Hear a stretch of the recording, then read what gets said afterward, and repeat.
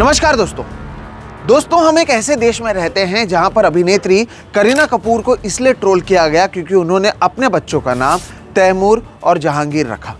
हम एक ऐसे देश में रहते हैं जहां पर कुंभ की जो वायरल लड़की थी मोनालिसा भोसले, उसने जब फरमान खान नामक एक मुसलमान से शादी किया तब इस कपल को मीडिया के सामने एक प्रेस कॉन्फ्रेंस करते हुए कहना पड़ा कि भाई यहाँ पर कोई लव जिहाद वाला एंगल नहीं है, मीडिया बात का पतंगड़ ना बनाए। हम एक ऐसे देश में रहते हैं जहां पर सारा अली खान को जब बद्रीनाथ या केदारनाथ के मंदिर में दर्शन के लिए जाना पड़ता है तब वहां के ट्रस्ट की ओर से कहा जाता है आपको सनातनी सर्टिफिकेट देना पड़ेगा तभी आप इस मंदिर में आ सकते हैं।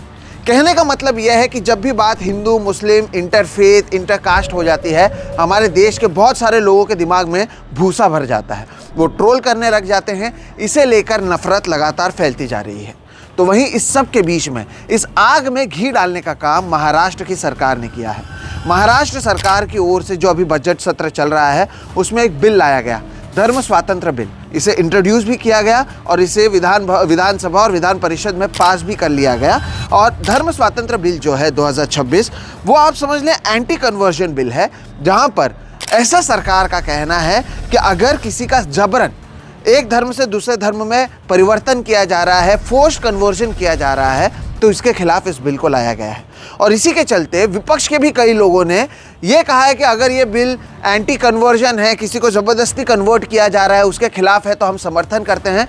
जबकि कई खतरा इस बिल की वजह से जो उत्तर भारत में कई जगहों पर होता है वो खतरा महाराष्ट्र में भी मंडराने लगा है। यहाँ पर ऐसे जो बेफालतू बेरोजगार लोग जो होते हैं, जो विजिलेंटीज होते हैं, उन्हें अब मौका मिल गया है आपके प्राइवेट लाइफ में दखलंदाजी करने का।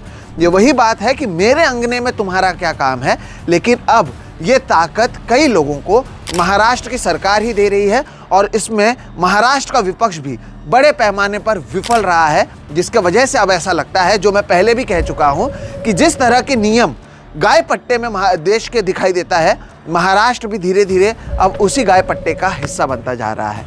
आज का ये जो वीडियो है दर्शकों, ये बहुत ज़रूरी वीडियो है और आप देखिए कि कैसे नैरेटिव सेट होता है और किस तरह का खतरा पहले से लोगों में बरकरार है। और शायद महाराष्ट्र की सरकार यही चाहती है कि जो कास्ट का एक स्ट्रक्चर चलता आ रहा है, धर्म का एक स्ट्रक्चर चलता आ रहा है, वो कभी ख़त्म ना हो और हम इसी तरह से कास्ट में धर्म में एक दूसरे से लड़ते रहें। और यही शायद आगे की भी इनकी मंशा नज़र आती है। और कम से कम जब विपक्ष से हम उम्मीद करते हैं कि वो रीढ़ की हड्डी दिखाए, महाराष्ट्र का विपक्ष वो करने में नाकामयाब रहा है।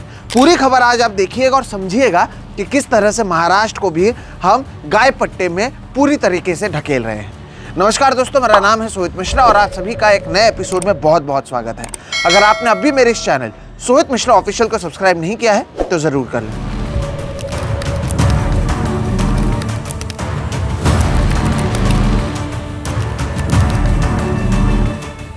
दोस्तों, आज के इस वीडियो में मैं आपको बताऊंगा कि जो संविधान ने आपको ताकत दी है, ताकत है राइट टू प्राइवेसी, कि आपकी जो ज़िंदगी है वो निजी होनी चाहिए।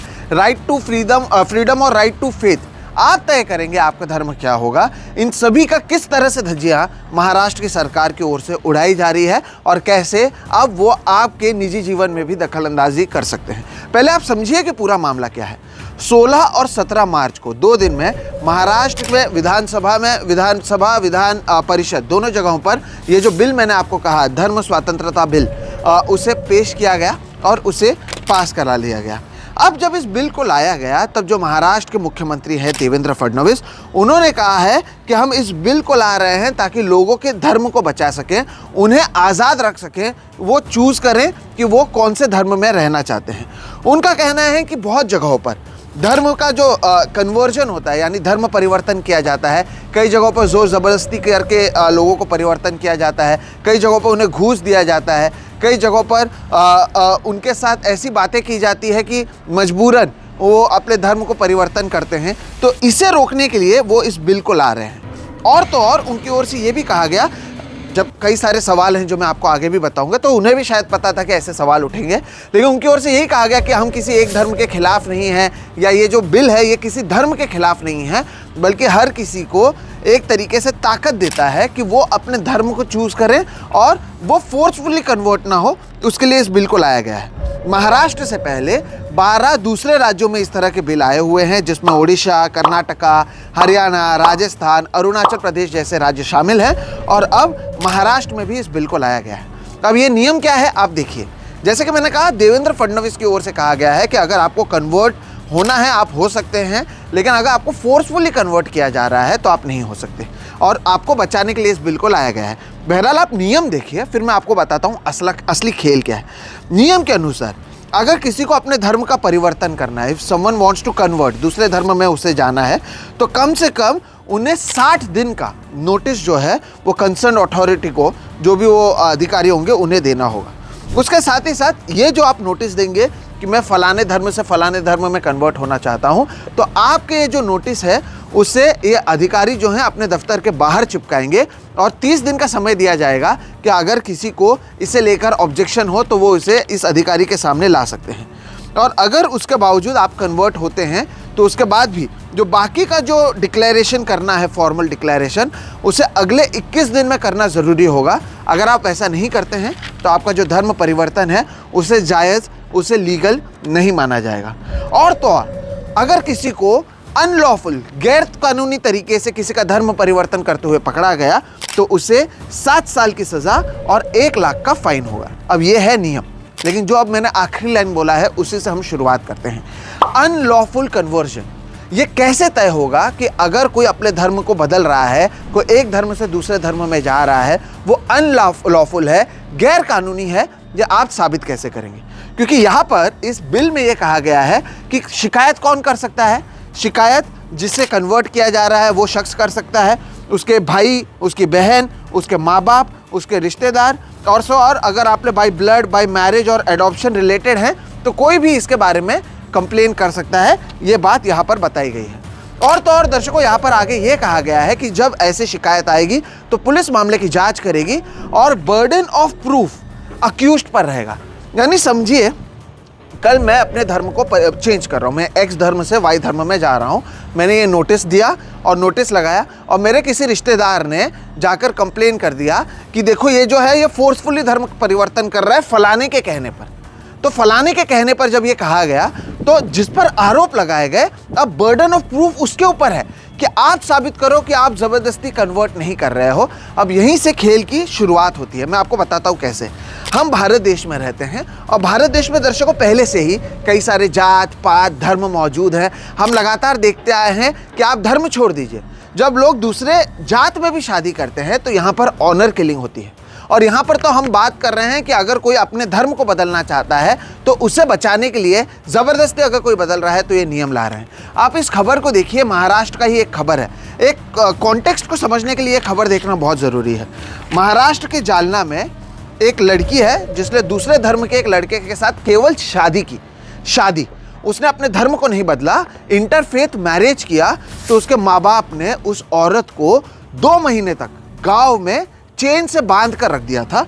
और उसके बाद बॉम्बे हाईकोर्ट का जो औरंगाबाद बेंच है उसकी ओर से ऑर्डर आने के बाद उसे पुलिस ने बचाया। यहाँ पर आपने सुना मैंने क्या कहा?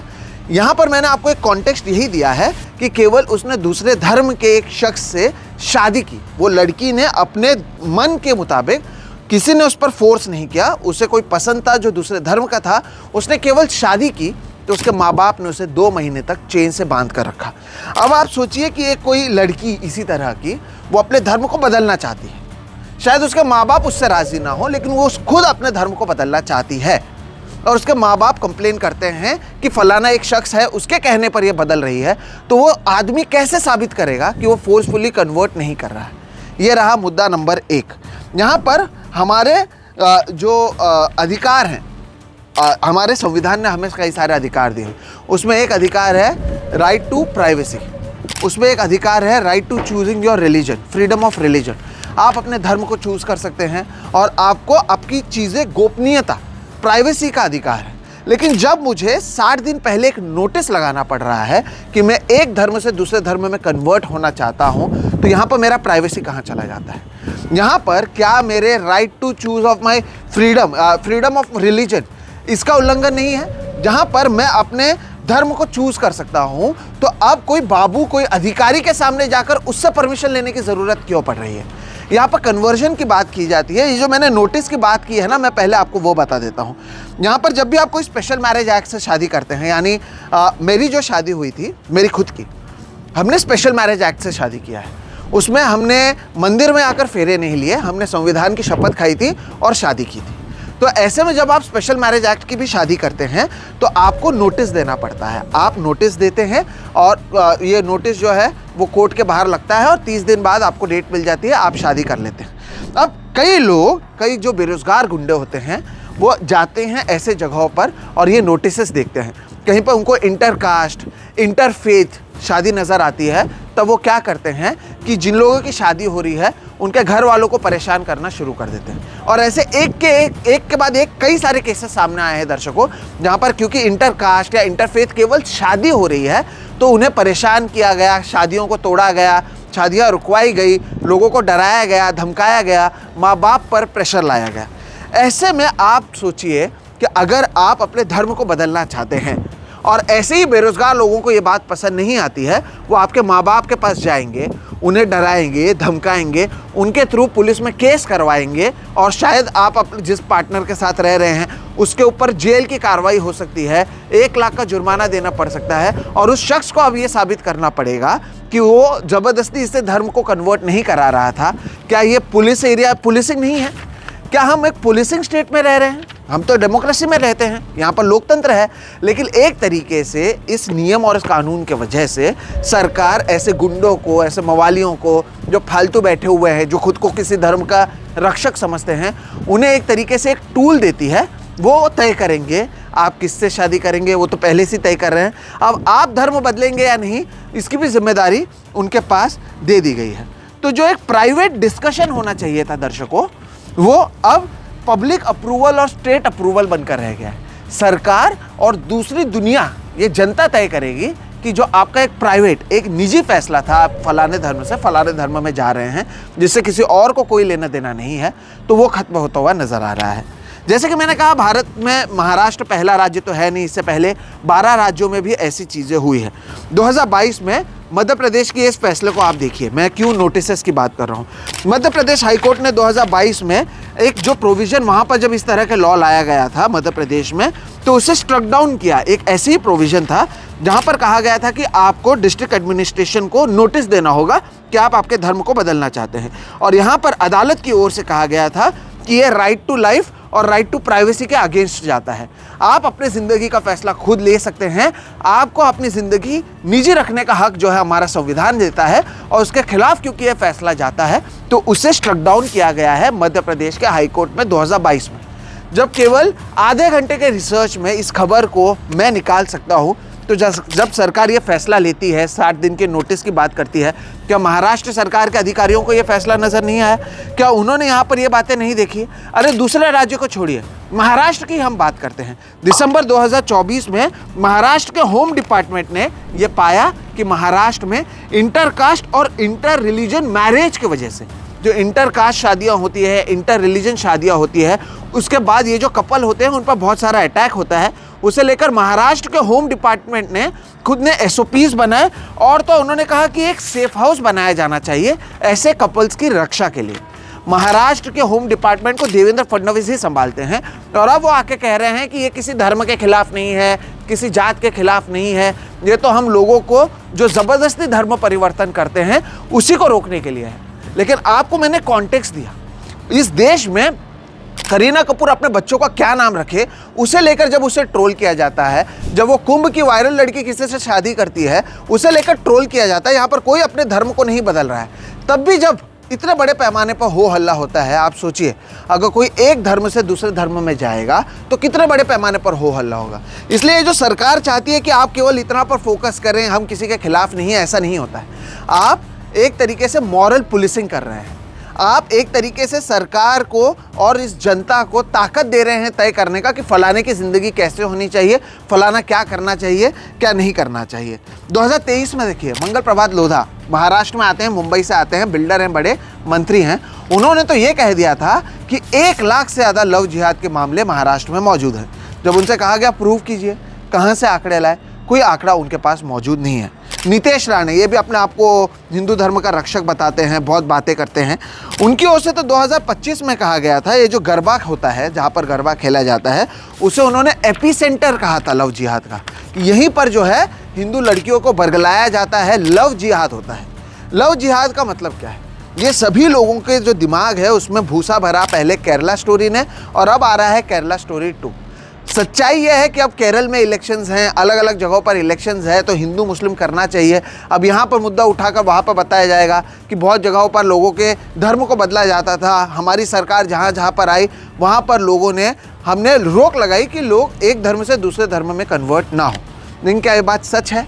क्या ऐसा वाकई हो रहा है? क्या ये मॉरल पुलिसिंग नहीं है? कई सारे उदाहरण मैंने आपको दिए। क्या उसकी वजह से आपको नहीं लगता है कि जो बेफालतू के लोग हैं, वैसे भी हमारे देश में बेरोजगारों की कमी नहीं है, उन्हें और ताकत मिल जाएगी इस सरकार में?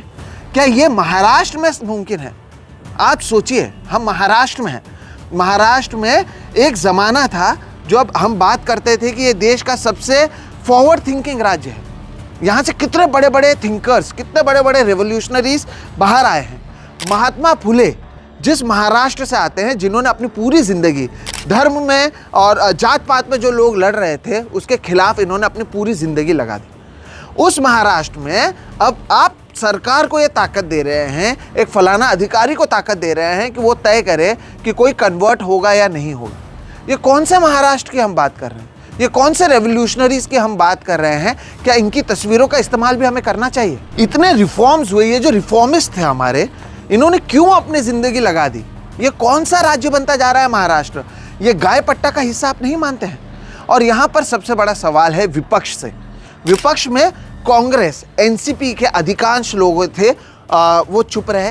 कुछ जो मुस्लिम लीडर्स थे, जैसे असलम शेख हो गए, रईस शेख हो गए, अमीन पटेल हो गए, या फिर एनसीपी में जितेंद्र आवाड़ हो गए, जो मुमरा से आते हैं, वहाँ पर मुस्लिम कॉन्स्टिट्यूएंसी उनकी मौजूद है, वो लोगों ने 2-4 सवाल पूछा और विरोध किया।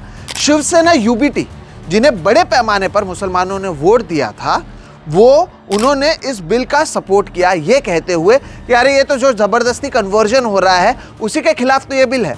तो उसमें गलत क्या है? गलत ये है कि आप इसे पूरी कॉन्टेक्स्ट में नहीं देख रहे हैं। या तो ये सभी पार्टियां जो है महाराष्ट्र में, वो अपने वोटर बेस को लेकर कंफ्यूज्ड हैं, चिंतित हैं, उन्हें कोई फर्क नहीं पड़ता है कि आपका भविष्य क्या होगा। वो अपने वोटर बेस को इंटैक्ट रखना चाहते हैं। ऐसे में सवाल यह है कि विपक्ष के इन पार्टियों में और भारतीय जनता पार्टी में क्या फ़र्क है? ये सभी अपने वोटर बेस के लिए काम कर रहे हैं, तो केवल बीजेपी को आप क्यों बदनाम कहते हैं? ये जो बड़े बड़े सिविल सोसाइटी ग्रुप्स हैं, जो लगातार मुद्दे उठाते हैं, ज़मीन पर काम करते हैं, और फिर विपक्ष इन्हीं के कंधे पर इतने सारे सीट लाता है, ये सिविल सोसाइटी ग्रुप्स किन के लिए काम कर रहे हैं? क्या यहाँ पर हम डेमोक्रेसी को मानते हैं या नहीं मानते हैं? क्या विपक्ष वही गलती नहीं कर? आपको याद होगा इससे पहले भी एक बिल लाया गया था, ये कहते हुए कि जो अर्बन नक्सल हैं, हम उनके खिलाफ एक बिल ला रहे हैं, और तब भी चुपचाप विधानसभा में इस बिल को सपोर्ट कर दिया गया था। विपक्ष ने भी कुछ नहीं कहा। बाद में विधान परिषद में क्योंकि हो हल्ला हुआ बाहर कि आप ऐसे कैसे समर्थन कर सकते हैं, कल तो ये किसी को भी अर्बन नक्सल कह देंगे। अभी उसी दिन मैं ऋचा चड्ढा के साथ आरे में गया था, पेड़ों की बात की थी। सरकार कहेगी ये तो एंटी डेवलपमेंट है, ये अर्बन नक्सल है, जेल में डाल देंगे। जब ये बात विपक्ष को समझ में आई तो विधान परिषद में उन्होंने इस मुद्दे को उठाया। अब इस मुद्दे में 2-4 इक्का दुक्का लोगों को आप छोड़ दें अगर, तो किसी बड़े नेता ने बाहर आकर जिस तरह से इस बिल का विरोध किया जाना चाहिए था वो नहीं किया है। और जो चीज़ें हम उत्तर भारत के कई राज्यों में सुनते थे, वो चीज़ें अब महाराष्ट्र में भी हम सुन रहे हैं। आपके घर में बाहर के लोग अब दखल अंदाजी कर सकते हैं, केवल आप नहीं। अगर आप अपने धर्म को अपने ही ताकत के अनुसार बदलने की भी कोशिश करें तो आपके माँ बाप को प्रेशर लाकर आपके खिलाफ यहाँ पर कंप्लेन किया जा सकता है। ये आपके संविधान के खिलाफ जाता है, ये फ्रीडम ऑफ रिलीजन के खिलाफ जाता है, freedom of right to privacy के खिलाफ जाता है, और यहाँ पर मॉरल पुलिसिंग की बात होगी। ये विपक्ष के कंफ्यूज्ड वोट बैंक और जो सत्ता पक्ष में मौजूद हैं, जो कोट अनकोट लव जिहाद की बात करते हैं, उसकी ये बात है दर्शकों, और ये बात आपको समझने की ज़रूरत है। जब इस बिल को लाया भी जा रहा था तब नीतीश राणे की ओर से विधान भवन के बाहर कहा गया कि ये जो हिंदुत्ववादी पार्टी हमारी है वो इस बिल को लेकर आ रही है। हिंदुत्ववादी पार्टी? आप तो कह रहे थे कि किसी धर्म के खिलाफ नहीं है, तो एक हिंदू धर्म यहाँ पर कैसे आ गया? उनके इस बयान को सुनिए। मगर एक हिंदुत्ववादी विचार का कार्यकर्ता बन के मुझे आज खुशी हो रही है कि जिसके लिए बहुत सारे हिंदुत्ववादी विचार के कार्यकर्ताओं ने, संगठनों ने जो कुछ संघर्ष किया उसके वजह से आज महाराष्ट्र में जैसे मध्य प्रदेश में है, गुजरात में है, अन्य राज्यों के जैसे ही बल्कि उससे ही ज्यादा सक्षम और कड़क एक धर्मांतर विरोधी कायदा एंटी कन्वर्जन बिल आज हमारे महाराष्ट्र में आ चुका है। मुझे लगता है नीतीश राणे का ये बयान इकलौता काफी है ये समझने के लिए कि ये बिल जो है टारगेट करने के लिए लाया गया है, मॉरल पुलिसिंग के लिए लाया गया है। महिलाओं को ये इतना बेवकूफ़ समझते हैं, इन्हें लगता है कि गरबा में मुस्लिम लड़के आते हैं और महिलाएं इतनी बेवकूफ़ हैं, हिंदू महिलाएं, कि उनके बरगला कर लेके चले जाते हैं। यही लोग कहते हैं 1 लाख से ज़्यादा मामले आ चुके हैं।